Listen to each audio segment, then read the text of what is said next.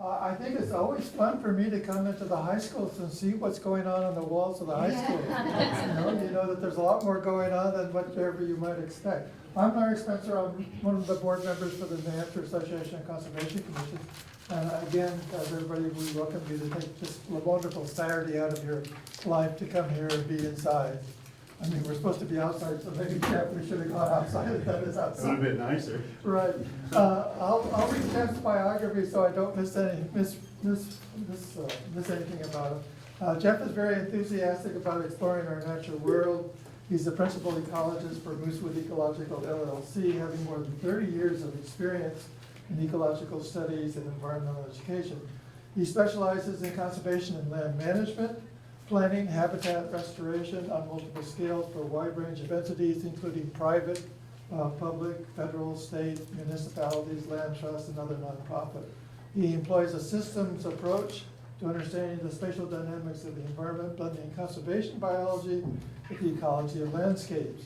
He uses GIS to analyze natural resources to help guide conservation and restoration planning effects. Jeff serves as an adjunct faculty at NHACC College, and I was talking to him a little bit earlier today. He has the course on Friday where he's out in the field rather than in the classroom. And he has students a couple of years later, they come back and says, how come this class isn't out in the field like yours was? So we're in the classroom, Jeff. Yes, we He's out are. in the field. Yeah, so lecture time. Right, so he's gonna talk about natural resource inventory, and I think you'll find it, this is my second time through it, and I find it'll be just as good as the first time through, so, Jeff? All right, thank you very much. Well, good afternoon, folks. Thanks for attending the workshop here and being at the 52nd Annual New Hampshire Association of Conservation Commissions Conference here. It's exciting to be able to do this in person this year. And hope you enjoy the spring, summer-like weather this weekend. Break out those rakes and finish up that job. That's what I'm up to tomorrow. So my name's Jeff Littleton. We're in our 20th year. We're celebrating our 20th year at Moosewood Ecological. So it's been a fun year with all the projects that we've been involved with and all the great people that I get to work with over the years, and particularly this year with some really grandiose projects that we've been working on. Some of them have been natural resources inventory, and so that's what I'm here to talk about today, are doing municipal level natural resource inventories. So we do a lot of work with conservation commissions doing natural resource inventories on the town-wide level, and we'll talk about all the different levels at which we have approached this and how I've seen other professionals in other communities that have done their own NRI, how they have approached this. So I'm going to try to bring in a variety of different examples, a lot of it from my own experience working with conservation commissions, but we also work on site-specific level town-owned properties like your town forest to help develop stewardship planning as well. So we get down to the nitty-gritty, but we can also do that with a municipal natural resource inventory as well, and I'll get into that a little bit more. So some of the topics that we're going to be talking about, and I'll be talking for about 45 minutes or so here, and if you have a question, feel free to go ahead and ask. We don't have to wait till the end. I want this to be interactive because there may be something I'm talking about at that moment that may be something that you're dealing with in your community. And I'd like for people to speak up so other people hear challenges and successes that your community has been involved with. And I think that's a real good educational piece for us all to understand, because each community is a little bit different. When I'm setting up natural resource inventories, I make it very specific to each community based on what their questions are. I come at it with sort of a template, but then we break that template apart based on what a community needs at that time. Is it your first NRI? Are you updating one? Are you trying to implement your NRI? Or are you trying to move to the natural progression into a conservation plan, which we'll touch on. So some of the elements we're going to touch on here is looking at what data and information is useful for you for an NRI. Again, it's specific to your community and the questions that you have. Maybe you're interested in knowing where your steep slopes are. Maybe the town is wanting to put together a steep slope ordinance, zoning ordinance, or something like that. But we'll get into more of the details later. I'm going to talk about a lot of new data that's available because stuff is coming aboard very rapidly. So I have a lot of communities that are contacting me now to help update For instance, we're working for the town of Fitzwilliam, updating their natural resource inventory, which they did themselves, and they did a really fine job. I think they had the Regional Planning Commission create the maps, but they did all the text and everything, so they were lucky. They had a variety of professionals in the community that could help out with it. So some communities choose to do it on their own. Some communities decide they want to hire out a professional, maybe just to help out with mapping, and then they do the report, or just the soup to nuts all together. It depends upon your level of expertise and your energy level. How much energy do you have to put into it, being a volunteer position? So we'll talk about some new data that's out there. We'll talk about how and why prioritizing areas for conservation, because I think that's a big piece of a natural resource inventory. We can map out all your natural resources inventory, but when it comes down to it is, what does this really mean? Where are those really special areas that we would want to focus our conservation efforts, working with willing landowners as they come to the table? Because you may be juggling a couple different projects and you want some sort of method of being able to judge on some objective level, score on some objective level, which one of these conservation projects is more worth your time and the town's money. So you have a responsibility there if you're asking for town money for land protection. And if you identified areas that are focus areas and why they're focus areas, really gives you a lot of teeth and a credibility of how you're handling the town's finances towards your conservation planning and conservation purchases. I mentioned we'll talk about getting started, give you a variety of resources all throughout here about looking up information on natural resource inventories, and also a variety of different mapping sites that you may be interested if you want to make your own maps, or you're just trying to answer a question. You come out of your Conservation Commission with a particular question. There's a variety of different mapping programs that you have access to with your fingers online mapping that may help you. And we'll talk about all those things. Updating, implementing your NRI, as well as how does your natural resource inventory and your natural resources chapter of your master plan, how do they jive together? What's the importance? And there is a huge importance of getting that NRI into a master plan, which we'll talk about more. So those are some of the basics behind what we'll be talking about this afternoon.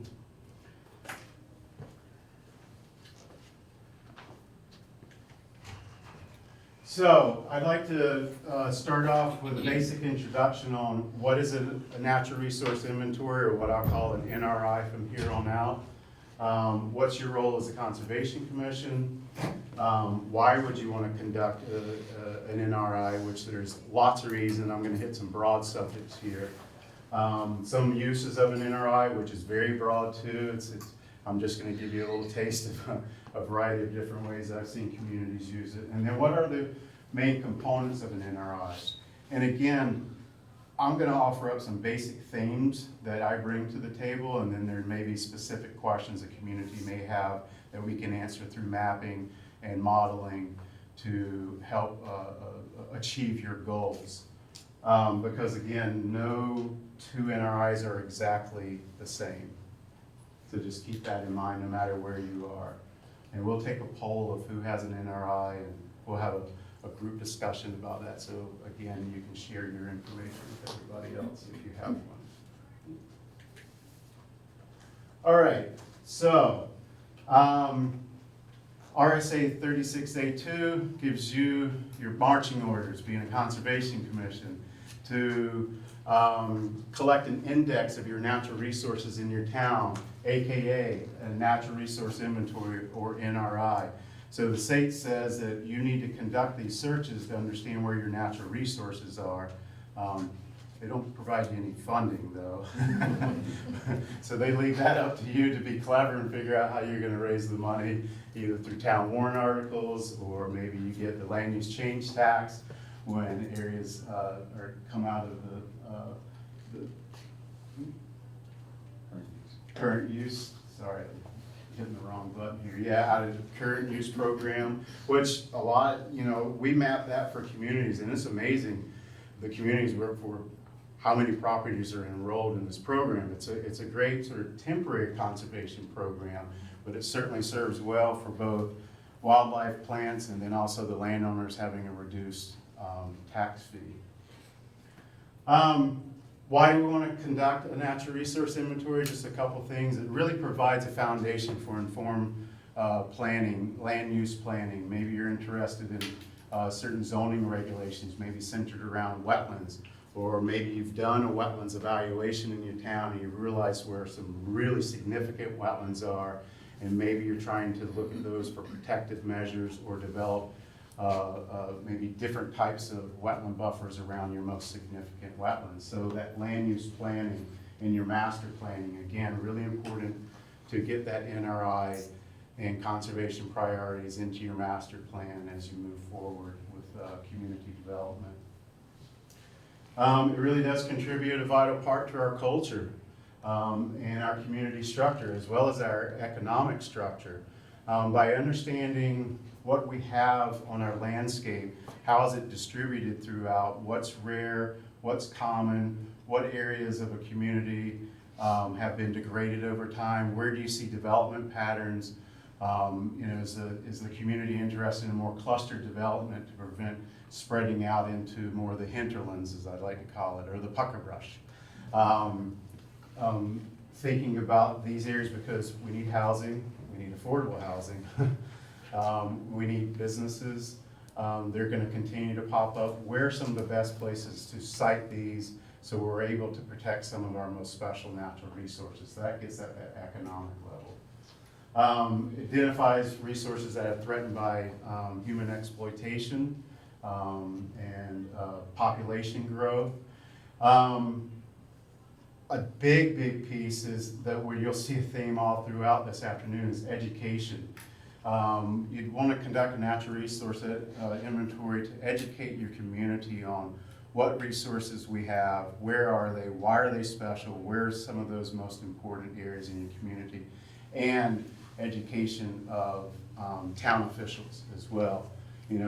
Getting that communication level going if you don't have it with your planning board and with your select board. I know I've talked to a lot of communities that seem to have issues with the communication between these boards, and it's very vital that you work hard at trying to keep communication lines open. Some communities have members of a planning board and the select board on the Conservation Commission, so that does help with the communication flow. And I see that in those communities where you have communication between the various boards, things are a little bit more effective. And you may not agree on everything. We always don't agree on everything. We could probably pick a couple topics that we may have different ideas about here in this room. But keeping those lines of communication open is really important, so education of town officials as well. And as I mentioned before, it provides the first phase of a conservation plan, which we'll talk about a little bit. Won't go into all the details of it, but if you're interested, you can look at the City of Concord, at their conservation plan and see what we did there. They have that online. And they also have a story map. I'll talk about that a little bit. I don't have an example here, but if we have time, I can pull one up online, which is a great way of telling your story of your NRI, but in a short format for people that don't want to read a report, where they can look at these interactive maps and get the gist of what the NRI is, and it's a fun way. That's an online platform.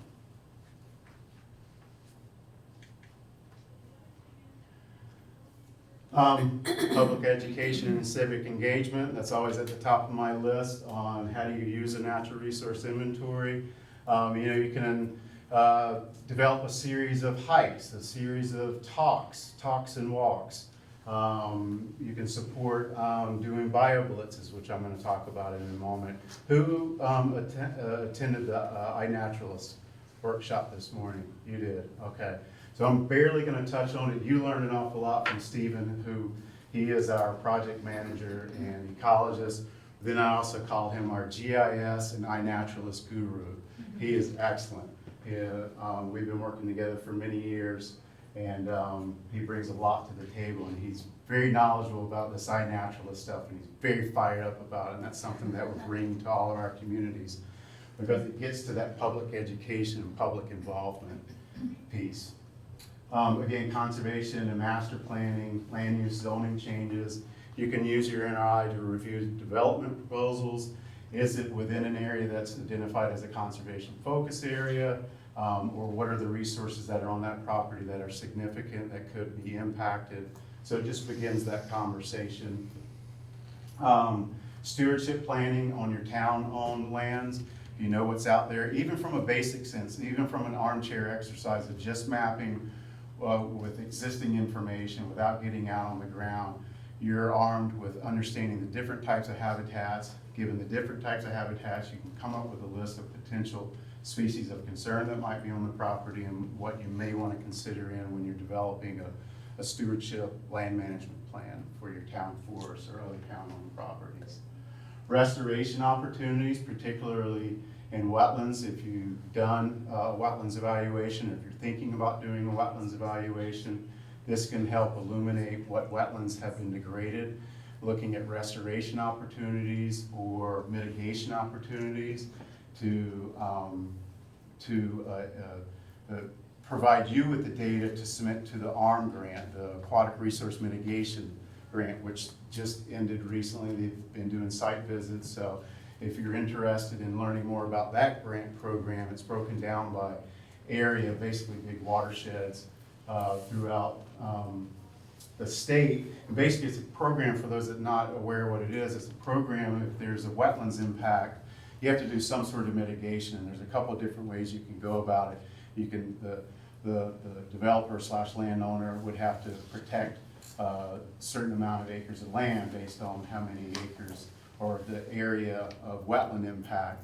Or you can submit money into this fund and it's a competitive grant round, but if you have a townwide wetlands evaluation, you're already armed with sites that you can use for mitigation. And here's a perfect example. Sandy Crystal came up to me this morning and told me the NRI that you guys completed for us, we're really working hard at it. We have this development project that came up. There's going to be, I don't know, she said like about 1.5 acres of wetlands impact.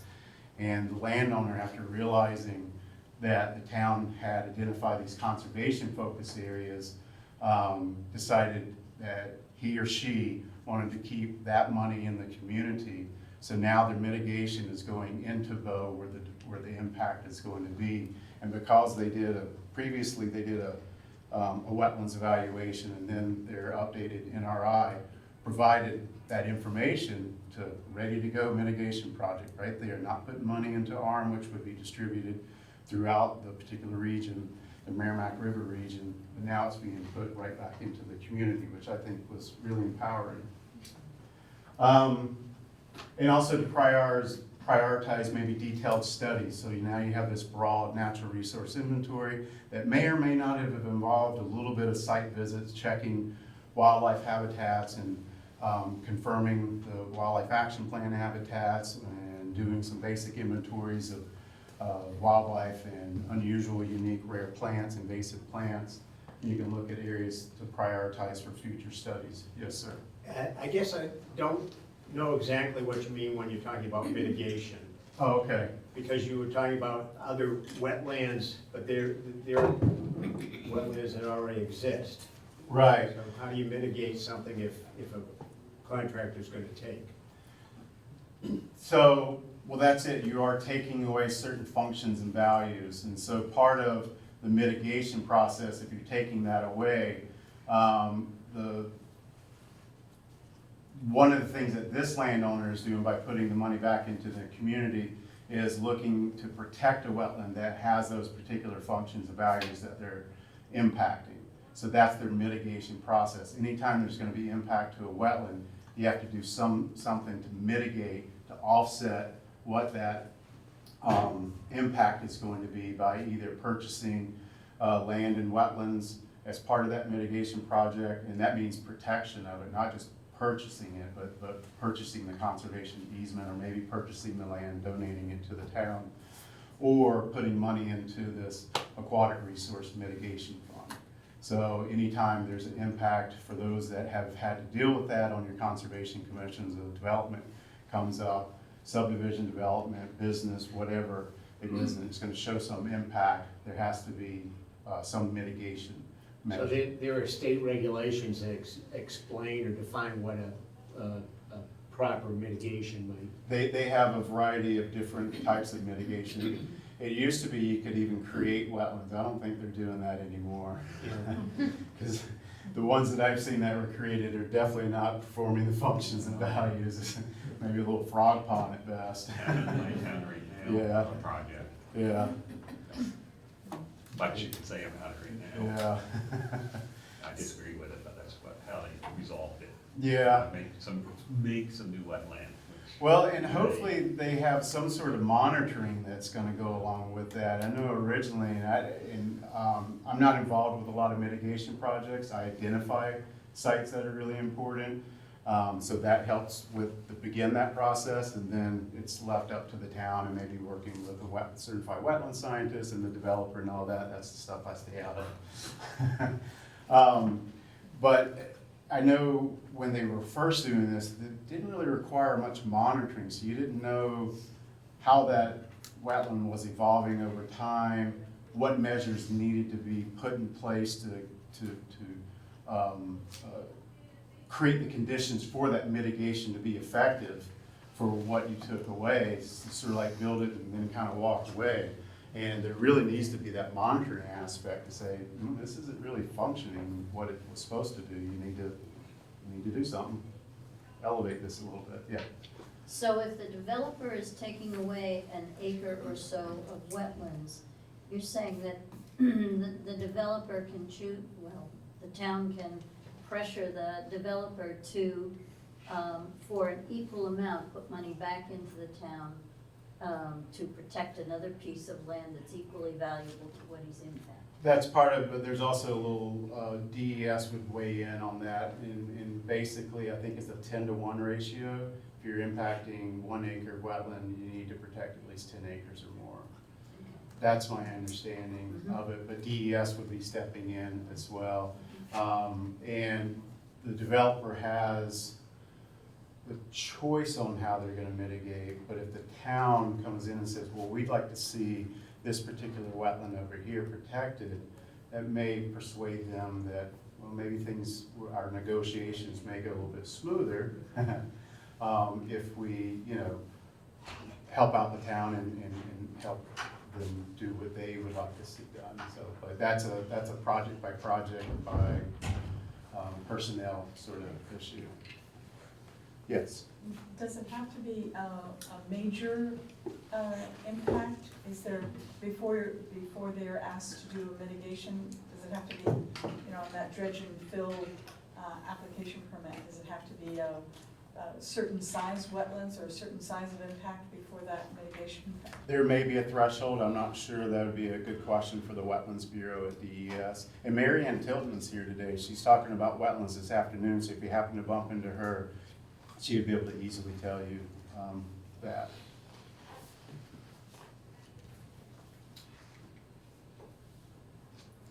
All right, that's in the presentation.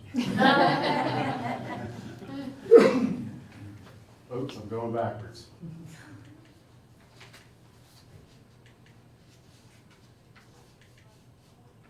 Okay, here we go. So when I'm thinking about an NRI, I'm thinking about 3 major components of this. Maps, the big deal. That's what really draws people in, especially when you have a big poster-sized map and you have a variety of these sitting in a room when you're gonna do a presentation. People are kind of like zombies almost. They walk right up to these things and go, oh, I live right there. I fish over there. I hunt over here. And go like, oh, that's my favorite natural area where I go walk. I see this, I see bear all the time over there. And it's a wonderful tool because like a picture, maps just really say 1,000 words and people really relate to them. And they look beautiful too, all the colors that are on them. But so maps are a huge part of it, and we'll go through a variety of themes here. The data that comes out of that map, it's good to quantify that data. So say if you're looking at wildlife habitats, which we will start out with the Wildlife Action Plan, we'll quantify those different habitats. How many acres of that hemlock hardwood pine forest exist in your community? So it's always good to quantify that. Some people will gloss over it, but it provides you with what we know now, and then you can compare it into the future. And then the report itself, you need the narrative to help tell the story of what the maps are saying, what's the data saying, what is the resource, why is it important, where are they located. The map shows the distribution, the different types of natural resources on the landscape, and to be able to distill down. And then, you know, we always want to come at it at the end with a list of recommendations or action steps. That's part of the report itself. Photographs, always include photographs unless it's just in one, unless it's just an armchair exercise. And what do I mean by that? You're just sitting in the office, you're making maps with stock data, and there's nothing, that's a great way to start. We can massage some of this data too, like wetlands, and we can map active farmlands, and we talk about all this other simple stuff that we can do. But even if it's just like sort of that armchair exercise, pulling out that report really helps the community understand those resources and why they're important. And again, I always encourage communities when they're doing a NRI is to take that extra step and identify those conservation focus areas. It does a world of good, especially when you're looking at development projects and land protection with willing landowners in the future. So for those that have not developed an NRI, or if you're even updating your NRI, and it depends upon the level of involvement that the commission wants to take, here are some basic steps that you'd want to look to do. So you establish your work group. This could be like a subcommittee of the Conservation Commission, maybe a representative from the planning board, maybe a representative from the select board, maybe in some representatives of just the general community that come together to establish a work group so you can determine what your goals are for your NRI. What are the questions that you're trying to answer?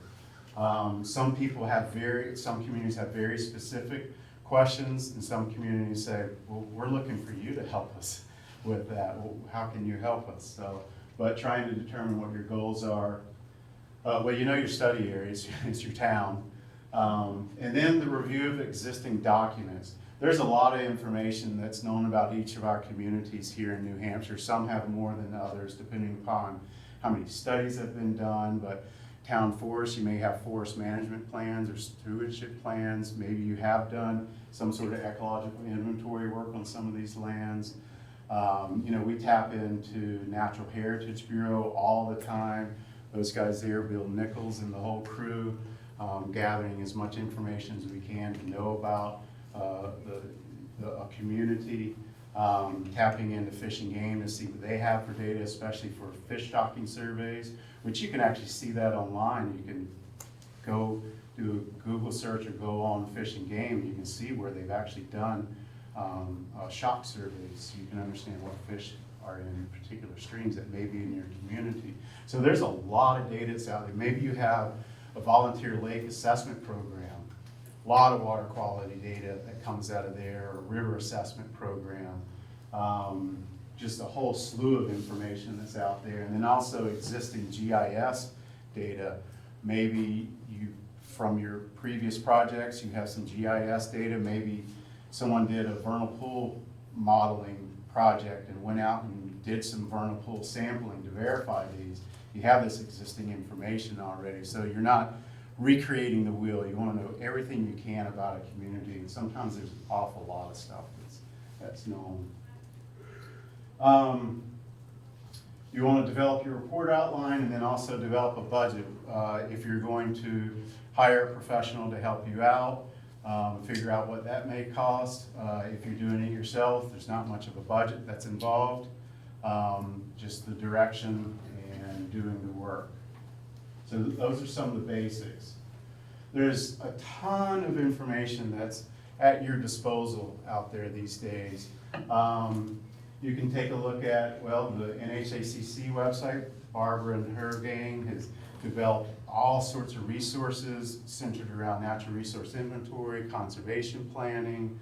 UNH Cooperative Extension has a lot of information. They have a great little 2 or 3 pager on conservation planning and what are some topics that you want to put into a conservation plan. So a great resource, and they have so much more too. They have these beautiful pamphlets that refer to the wildlife action plans, say like peatlands, and they're just really well done, really well written, approachable by the general public. That, you know, I've worked with some communities where they would order some of these things and they would go to some of the landowners and say, you know, we just finished our NRI and we noticed you have a peatland on your property. Here's a pamphlet just to educate you a little bit more about it. I've seen communities that do that, or they have them out at more public events. Taking Action for Wildlife with Amanda Stone over at Cooperative Extension is another great resource. Obviously, natural resource professionals. This is the revised guide by Amanda Stone for doing natural resource inventories in New Hampshire. Then I'm going to talk about these two things in a little bit more detail, but there are a variety of mapping sites which we'll talk more about. And then New Hampshire Fish and Game, their habitat and ranking maps. Who in here has downloaded those from Fish and Game site? All right, so they're already made to your community. So if you go on to New Hampshire Fish and Game website, go into the non-game program under Wildlife Action Plan, then you hit maps, you'll find it, you'll have to navigate. But then it breaks it down into individual town community maps that shows your community, it shows the Wildlife Action Plan habitats, then it also shows these rankings, which I'll show some examples here. And those are free at your disposal too, that you can just download and use that if you're writing your own NRI. You already have those two maps made, which is 2 out of 3 maps I'm going to show you that I use personally for like ecological resources. Aha, there she is. She's a beauty. That's a female wood turtle. So what I would like to learn here and for you to share with other folks in here, who has a current NRI? And, okay, what community? Warner. Warner. When was it developed? Do you know? I think 2011. 2011.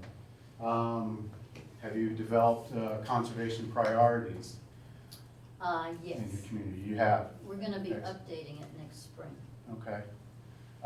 Yeah, usually we recommend about every 10 years, especially now from 2011 to now. There's been a lot of new data. Wildlife Action Plan has been updated.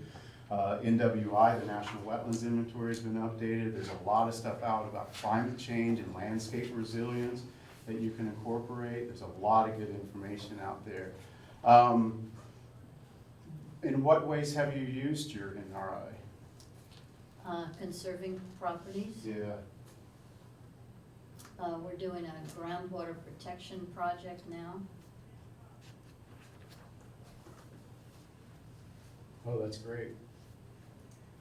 And this is all spawned off of your NRI. Yeah. Directly or indirectly. Yeah. Ooh.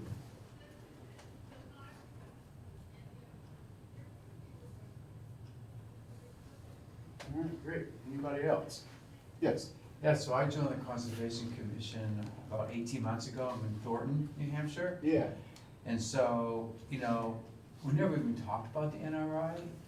And so after about a year being on the commission, I started like asking about it. And so then I discovered that we have a part of it in the master plan. Good. And then it's been about 10 years since it's been updated. And then, so I said, well, I think I'm gonna update it. No one else chimed in the commission to help me out, and I knew nothing about it. So I took a UNH course about Granite View and how to use that. Good. And so I sort of put together an outline, because the one that's 10 years old is really antiquated, just looking at it from a reader's point of view. So I'm actually now looking at other conservation commissions NRIs to provide me an example of what one should look like. Yeah. So I'm actually working on it right now. I was just talking to this woman next to me. It's great to talk about it in winter months because, you know, we're not outdoors. But the summer it's kind of like went to a standstill, right? Because I want to be out and about. Absolutely. So I'm hoping to go back into it, you know, this winter. But I'm just plugging away.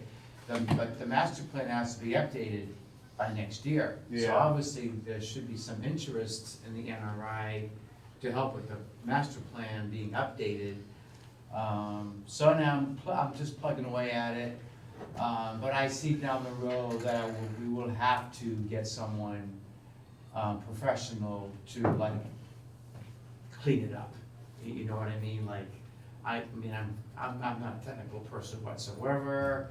I mean, I know my town, I hike in the town, I mean, half our town is national forest, so Yeah. that's the other issue is that people say, well, why do we even need a town forest? We have 50% of it's already national forest, so why do we need that? I even hear some commission members say that, it's like, is that really necessary? But I look at it as wildlife corridor management, there's a lot of reasons why we should look at more than just like the national forest as far as protecting. But anyhow, we do have one, and I am working on updating it. I applaud you for doing it yourself. Yeah. That's really great. Yeah. Great. Anybody else? Yes. Oh, I'm from Brookfield, which only has about 770 residents. And I just have lived there 6 months, but I was on a conservation commission in Boxford, Mass. Okay. It actually adopted the wetland bylaws of the state that were recommended. But anyhow, so they recently acquired in Brookfield 250 acres was given to them. It was kind of rough land. It had been forested, and an NRI was done over the last few years about that land. And I read it in one night. I couldn't read it meticulously, but they identified the stands of certain trees and made recommendations for cutting and what needed to be done, because it was a dual purpose to be able to use it in some ways for lumbering and taking down some trees, Yeah. but in a wise way. And they identified the areas you could do that in. There was an old road that needed improvement, so there was a lot given out. You know, they tied together a lot of the information, and so I thought it was very well done. And I can only imagine the work that would go into doing it for a whole town. Wow. It was really something. It's like 26 pages of reports with all of the accompanying data and yeah. photos, and well done by some kind of environmental consultants, a couple of them. Okay. Yeah. So kind of getting at the town forest thing, you know, there's a multitude of reasons why a town might want to purchase land, or maybe to actually identify it as a town forest. There may be some economic benefits there that would benefit the town themselves. Say it's a recreation area, it's being used a lot, people are parking on the side of the road. Kind of need to enlarge the parking lot a little bit, but then there's also this opportunity to do some really wonderful wildlife habitat management based on the species that are out there that would benefit from that. And so then I work with foresters quite a bit, and because they understand where the value is, they understand the market, and we look at it from both a forestry lens and an ecological lens, and say, well, if we do some management over here, this would benefit X species, and so that's how much the market would pay for this right now. And so then the community can say, oh, we can expand our parking lot here, we don't have to fork out the money, we're creating wildlife habitat, and maybe you gain a little bit more from it that you can then put back into like improving those roads. Yes, and right on the now properties it or is trails or what have you. a town forest. It's called a town preserve. Okay. Because it's unimproved from its initial condition Yeah, at this point, yeah. great. And something I just thought of, so it's great that you're looking for other NRIs and online, because so many communities now, they have them on their town website, so they're so easily accessible. 10 years ago, that wasn't quite the thing, but everybody's putting them right on their websites now, so the community can see it. But then here's all you out here thinking, well, how did this town approach this? What did they include? Oh, I didn't think about that. Well, should we be including that? Is that important to us? So Yeah, doing that like, research. like you talk about steep slope ordinances, like Yeah. looking at one town NRIs, that was one of their recommendations. And so then I looked at ours, and we don't have a steep slope ordinance in our town, so that kind of directed me to like possible recommendation from our NRI is to do that with our town. Yeah. That sort of thing. And those things are pretty easily mapped these days based on the data that's available. Looking at contours and developing a model that looks at different percentage slopes and everything. Yes, I'm from Merrimack. I've been on Merrimack. the Conservation Commission for about a year and a half. yeah. And true confessions, I had never heard of an NRI until a month ago when I was named the commission clerk and I went into our little cubby in the corner of community development and dug through our resources. And there's this stuff on the wall. Pulled it out, natural resources inventory, and I'm reading it now. The problem with us is we have had a lot of people with institutional knowledge. They could probably recite to me everything, who have left. Oh, And so. You and lost they that were- base. And they were responsible for developing the, I think Moosewood Ecological was our contractor, I believe. But there's an assumption that everybody who comes on has the same knowledge. Right. And Right. we don't. So we need to develop a way of handing on some of this. If I hadn't tripped over the NRI, I'd be going, wait, what are you talking about? Yeah. But institutional knowledge is a great thing, but it doesn't get passed on by itself. yeah, that's true. Sometimes especially if you just have a hard copy, it sits in a folder and in the back of a file cabinet. And That's so, it. yeah, when you're bringing on new members, that would be one of the things you certainly want to introduce them to. Hey, have you ever heard of an NRI? Check this out, you know, see what we can do, how can we work this, how can we improve it? Yeah, that's great, yeah. Anyone else? Yeah.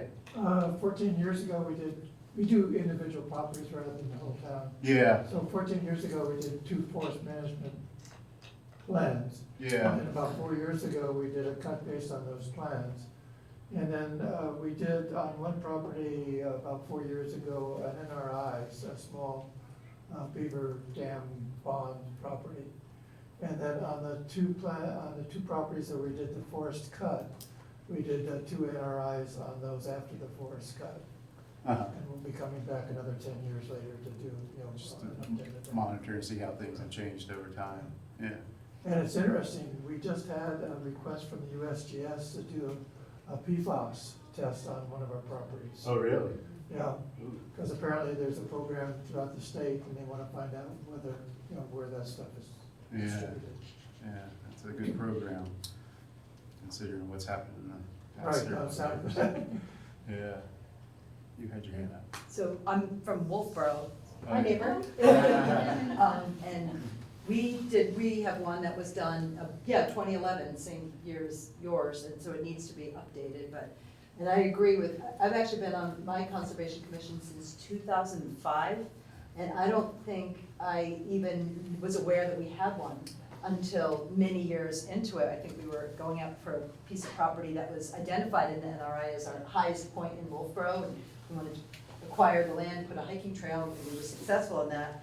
And then came to find out there's actually a peak that's about 13 feet higher, so. 13, all of 13, I know, right, so now, so anyway, it needs to be updated, I guess, so. But it is Yeah. part of our master plan, it's incorporated in our natural resources chapter of our master plan. But yeah, you're right, if nobody talks about it, if nobody tells you, I mean, you just don't know unless you happen to be looking in that And corner I've of the lived room. in town for 40 years. Right, Oh. so, Well, I think sometimes people don't want to talk to it because they're afraid of it, that the project, we don't have the expertise in the commission itself to even tackle it, so, I mean, I talked to other commission members and, they don't want to help me because they feel it's a daunting task, even to assign certain sections to complete. So I think sometimes just not talking about it makes things easier, and that could be maybe why it's happening. It's interesting. Yeah. I would suggest that you do like we did and are going to do again, is work with your local regional planning commission. They have a whole series of engineers and mappers and techno people, and they provide a broad base of knowledge and great help. We Yeah. use them a lot. It's funny you say that, because that was Barbara from NHACC recommended I do that. So I reached out to them, this is North Country, Yeah, we're not a member, so, because I'm a member, they can help me out. And Membership so- has so its there's privileges. always- Yeah. All nuance. It certainly does. Yeah. I'm not on the Pembroke Conservation Commission, so if anyone here is, you can jump in. But I live in Pembroke, and this prompted me to do the Google. And Pembroke has an NRI from 2016, so little dusty at this point. And I don't know what it's used for, but I will editorialize as a Pembroke resident that for a small town, we have an awful lot of development, so it might ought to be put to better and more use. Also, a further editorial, I can't find it online. The only reason I know that is because we worked with the Central New Hampshire Regional Planning Commission and updated our master plan recently. Yeah. And so in the 2021 master plan, there's a large section about natural resources that references the 2016 NRI. Yeah. So, you know, it probably ought to be online at this point, going to that like institutional knowledge. As a Pembroke constituent, I would like, right now, but in general, to be able to see my town's NRI. Yeah. Without, you know, having to go to town hall and ask them to get it Yeah, out of the corner cabinet. Yeah. It makes it a lot easier since most people are on computers these days. Right. anyway. Yeah. Now, in that plan, was the conservation focus areas identified in there? Well, I can only see the master plan. That references. references. Okay, I got you, okay. I misunderstood. But I mean, I could see it's at least 10 pages long in the master plan, so Yeah. it seems like there's a lot of good content. It's just not, like the public education part that you were talking about, Mhm. and the use for development purposes that you were talking about, I think those areas are lacking. But the Yeah. content is there, you know, the Yeah. foundation is there, it just maybe needs to move a little. Yeah, it sounds like it. Mhm. We did an interesting thing, Jeff, with two of our recent NRIs, and we have built in the contract that they were supposed to give a public talk. Yeah. And then COVID intervened, so we've never gotten the public talk out of it. And now it's almost too late to do something like that. Never too late. Never too late, but. Never too late. The company says, forget it, you know. Maybe for them, it's too late. But it's We never actually too had late built to into the educate. contract that they were the supposed to do a public Yeah. presentation. Yeah. And on one of our NRIs, we actually had built into the contract that the individual would take us out onto the property and do a workshop. Yeah. So it's an interesting way to put that into the NRI so you don't have an extra cost. I should step up and do that. In my opinion, I would. All right, so.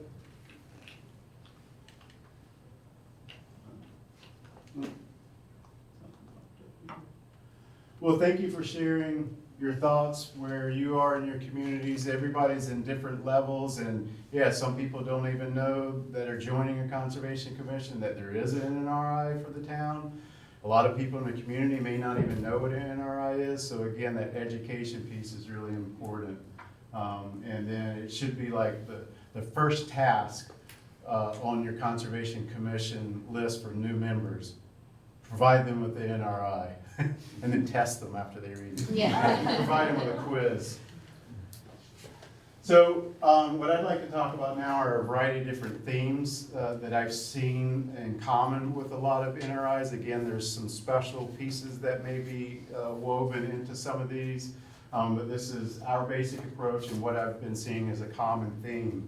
So one is, and I call this a basic NRI phase one. That's not really the term, that's kind of what I call it, because NRIs can be done on so many different levels. Like I was talking about the armchair exercise, or we can massage some data, or we can start to get out in the field to collect data as well, or we can dig in deeper. And if I have time, I'll talk about some more detailed studies that you may be interested in doing depending upon your questions. But here, water resources is one of our themes. And so now we're talking about above and below ground water. So what we have here are wetlands and surface water resources. We just finished this up for town of Chesterfield, where I'm from. And so this maps a variety of different streams, lakes, rivers. So we have Spofford Lake here, which the next slide will show the watershed a bit, the Connecticut River, and 100-year floodplains, and then a variety of different wetlands throughout the area. And for this particular project, wetlands were massaged a little bit. because this database was developed back in 1979 by the U.S. Fish and Wildlife Service. And so there's errors. So, you know, that was a few years ago, 79. And so beaver ponds have come and gone, they've been blown out. So beavers come in, they're creating larger wetlands, plus there's some wetlands that were not captured with the NWI, is what I call it, the National Wetlands Inventory. They do have a new NWI that's out, it's called NWI Plus. Most of it has been done for New Hampshire. They haven't gotten to Chesterfield yet for some reason. But they will eventually, and it's really good data. It's much better than the older stuff. And when I was looking at the town of Bow, because they had, it was like the Concord region was, and down into the southeast part of the state was the area where they first started remapping these. And it was really good. We were supposed to massage some of that data, and everywhere I was looking, I was like, boy, they captured it. They didn't, you know, I had to barely move any of these lines. It was really good data. So in most of our communities have this NWI plus. But anyway, looking at our above ground water resources, so now you can see the distribution. And again, I would quantify this, you know, how many acres of wetlands do we have? And I've been able to compare that with the previous NRI that I created 10, 11 years ago. And there is such a stark difference between the regular NWI and then the data that we produced. We found over 1,000 acres of wetlands that wasn't originally listed on there. So now it's more representative of the community in terms of wetland resources. You may be interested in watershed management, and particularly maybe around, a lot of lakes have watershed management plans, and so one was created with a partnership between an engineering firm and the Southwest Region Planning Commission for Spofford Lake, and it's Cheshire County's largest lake, clearest lake, but we know there's some issues that are going on, a lot of the similar stuff that may be happening in your community. Excess sedimentation is going in there, and then what comes with that? Excess aquatic vegetation that's growing, decreased and dissolved oxygen, so affecting the aquatic organisms in there, and then also excess nutrients from failing septic systems. And Spofford Lake is pretty well built out. And if you see, this is the watershed in purple. This is 735 acres. This is a really small watershed for a big water body. And so these green areas are wetlands, and we mapped a few others based on some development projects, and we had the survey plan, so we added those because they're interested in trying to do what they can to protect this huge resource in our community. So they wanted to highlight this and looking at wetlands protection over time, and as well as they were trying to do like a steep slope thing that tanked. It was just the politics and how it all went down. So there's always that politics in your community on things that you can and cannot achieve. Keep trying. So this is looking at it, Spofford Lake from a watershed point of view. Somebody had their hand up? Yes. Yeah, I just had a real quick question. Can you do aquifers that are kind of intrinsically groundwater or fossil water, do they have watersheds too? Yeah, basically. Can those be mapped? Yes. So thanks for the segue. So I was talking about earlier the theme of water resources, above ground and below ground. So let's go below ground and talk about aquifers. So where we typically find our aquifers are associated with our large river systems and large wetlands. So you can map a watershed of the above ground and then see where those aquifers lie within those smaller watersheds. And watersheds can be basically produced at almost infinite scale until you get down to the basic little stream, that first order stream, but then you can build them out much larger. We have access to already mapped watersheds on a fairly large scale through the granite, and you can look at these when I talk about Granite View here in a moment. But so we could map the watersheds, but you can see here in the town of Bow, these are the aquifers. The dark purple here has a lot more water flowing through this, and these are sand and gravel deposits after the glaciers had left, so this isn't bedrock. It's like where I get my water from. Most of us who have private wells, you get it through a bedrock aquifer unless you happen to be living over a stratified drift aquifer, which is better, I think, depending about ground contamination. But so now we know where the aquifer systems are in Bow. And then there's a small little area over here just west of Turee Pond, but very small. So this is the major aquifer system here. So this would be in the Merrimack River watershed, so we can map that big watershed. And then we could also map the watershed of this stream right here.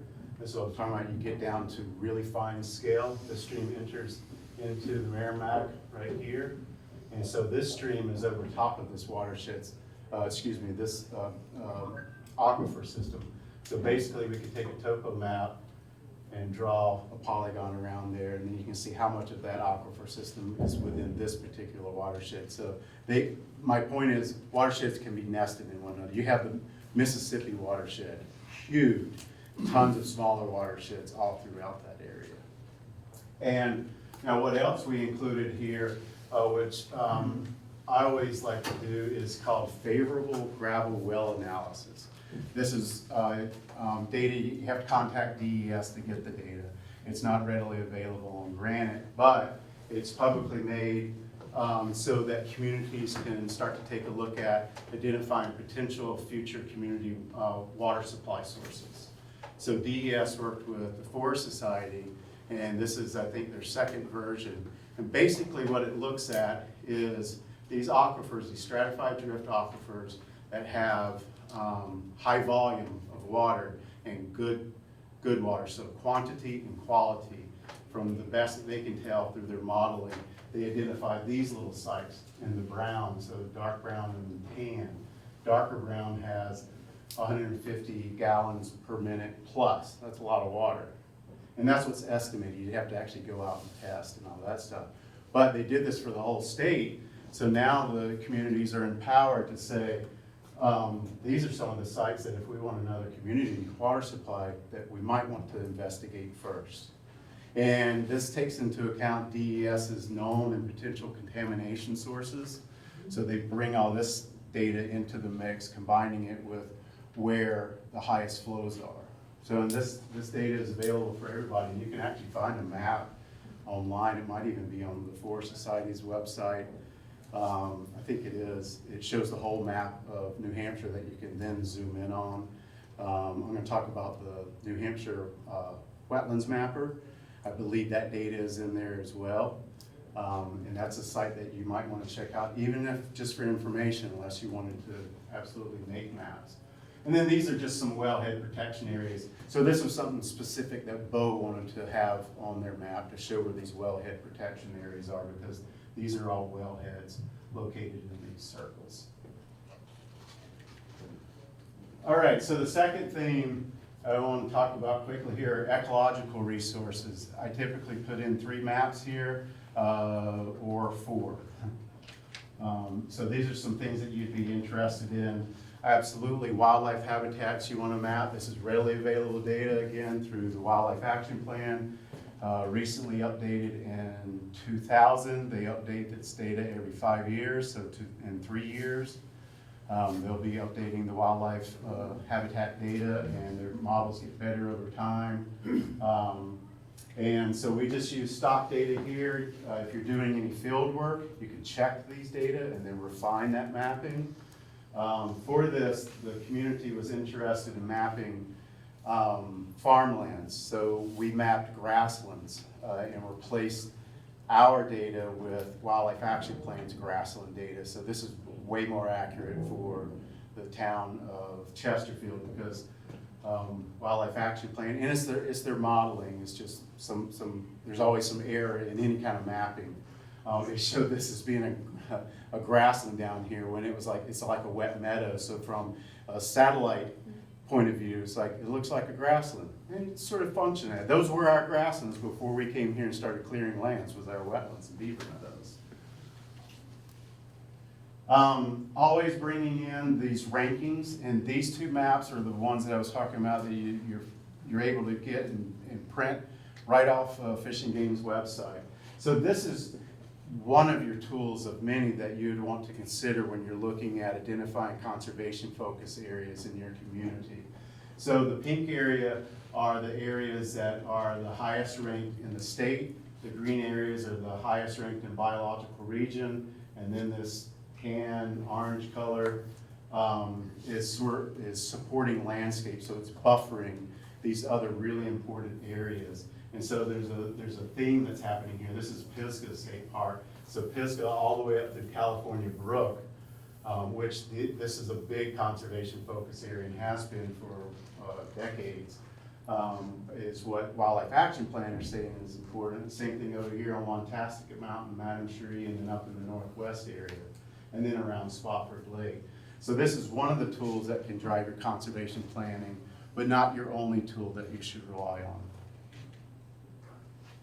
And then we can take a look at the unfragmented landscape. Always want to massage this data a little bit because Fish and Game developed this based on DOT's road data, and some of the roads that they identified as class 6, maybe a class 5, or those that identified as class 5, maybe a class 6. And we don't consider class 6 as being a fragmenting feature, meaning a roadway that really breaks up the landscape and where you're going to expect to find mortality. So now we can see, for one reason, why this whole area was identified as being highest ranked on the state level, because it's this huge unfragmented block of land throughout here, and then the variety of different embedded wildlife habitats. And understanding the size of your blocks is really important when it comes to looking at biodiversity, not only for wildlife, but also for plants, and when you're looking at invasive species. Areas that are really small, they have a lot of edge to them, you're probably going to have a lot of invasives along that edge, and if it's really small, you're probably infested throughout that forest. Not to say that in the middle of nowhere, there's not going to be invasives, because there could be, depending upon if it was there to begin with, and you did a logging operation, and then boom, they really took off. But you can clearly see smaller blocks, diversity there compared to really large blocks. Because there's certain species that are area sensitive.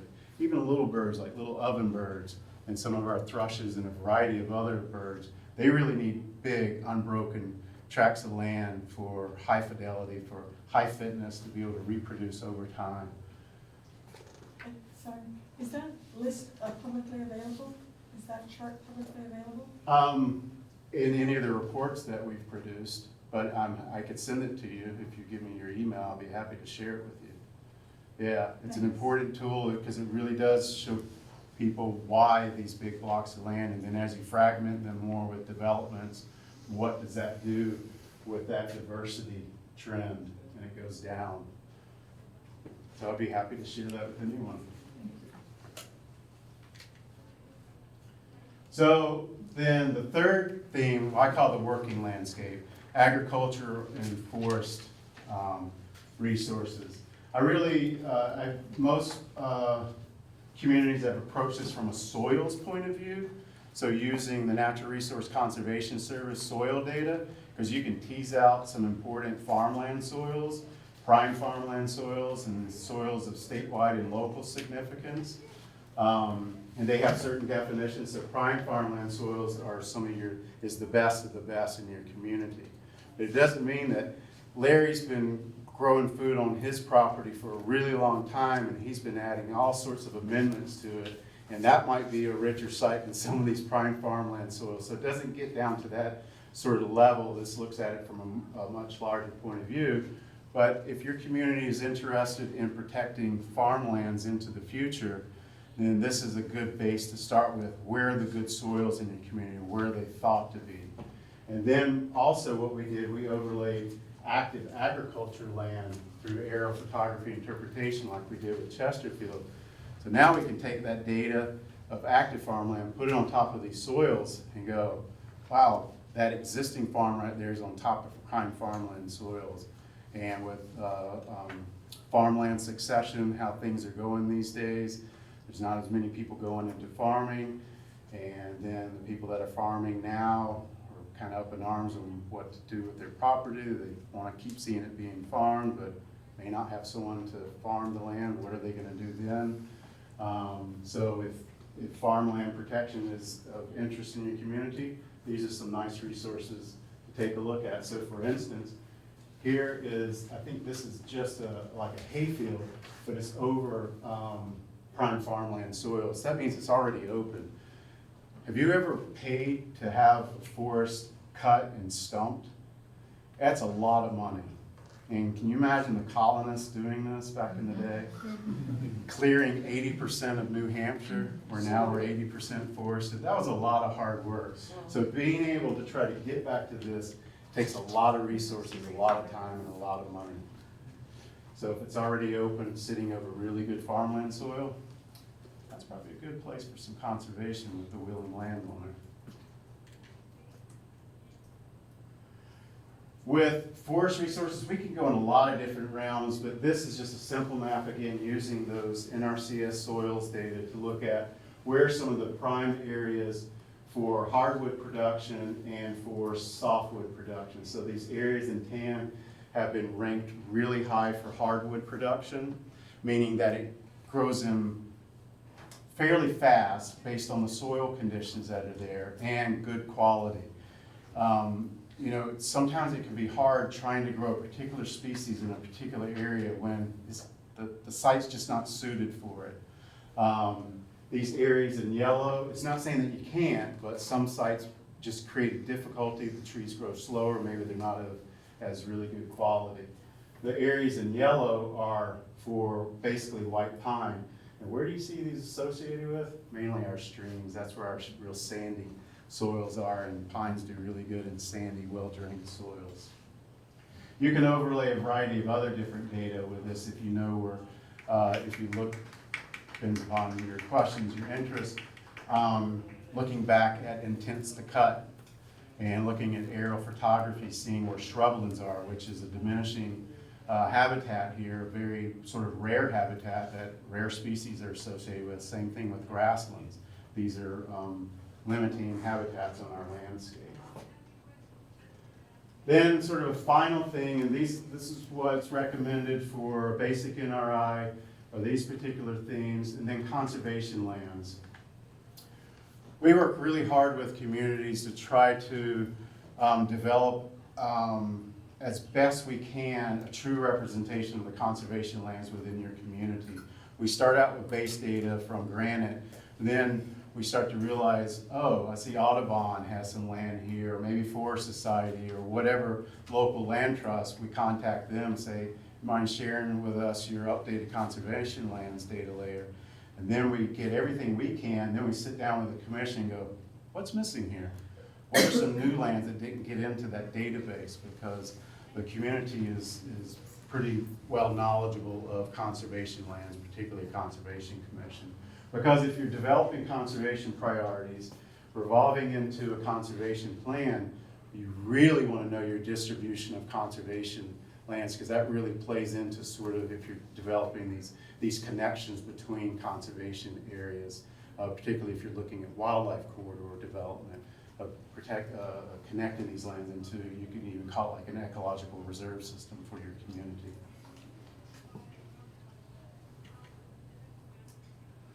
So there's a lot of mapping resources at your disposal.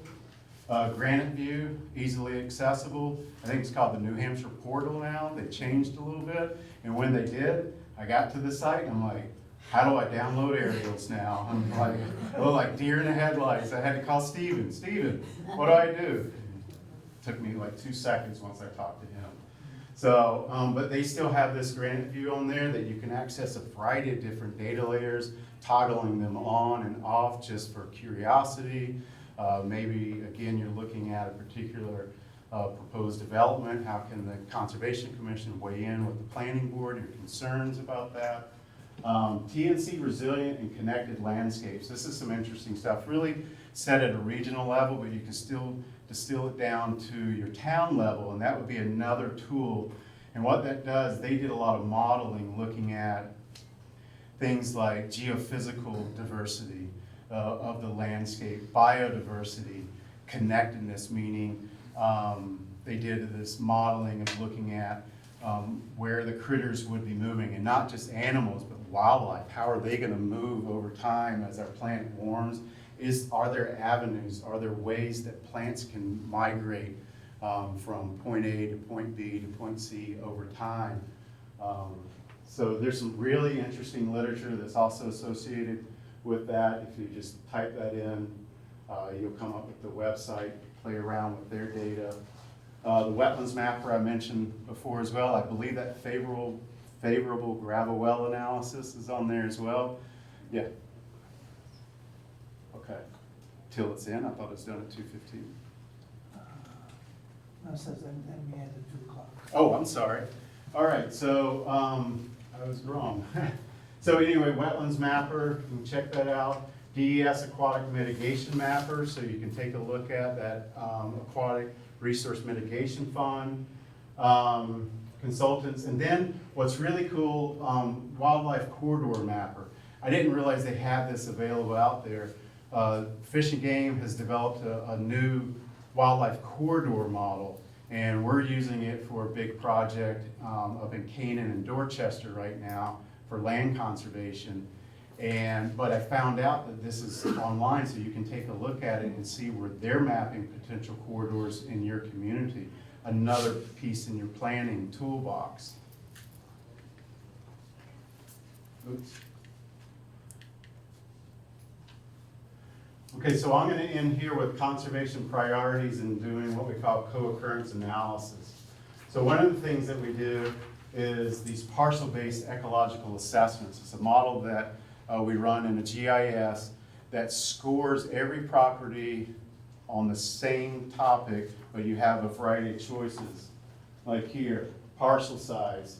You get a point system, so there's a quantitative nature to it. There is definitely a little qualitative side to it as well, but at least we come up with a numerical ranking based on a variety of different topics, wetlands, surface waters, all that other data that we showed before goes into the model, and then we break it out into, well, what we have done is break it out into those three things: water resources, ecological resources, and working lands. So now you can see those areas in dark blue have the highest natural resource value for water resources. The deepest pink here, highest value for ecological resources.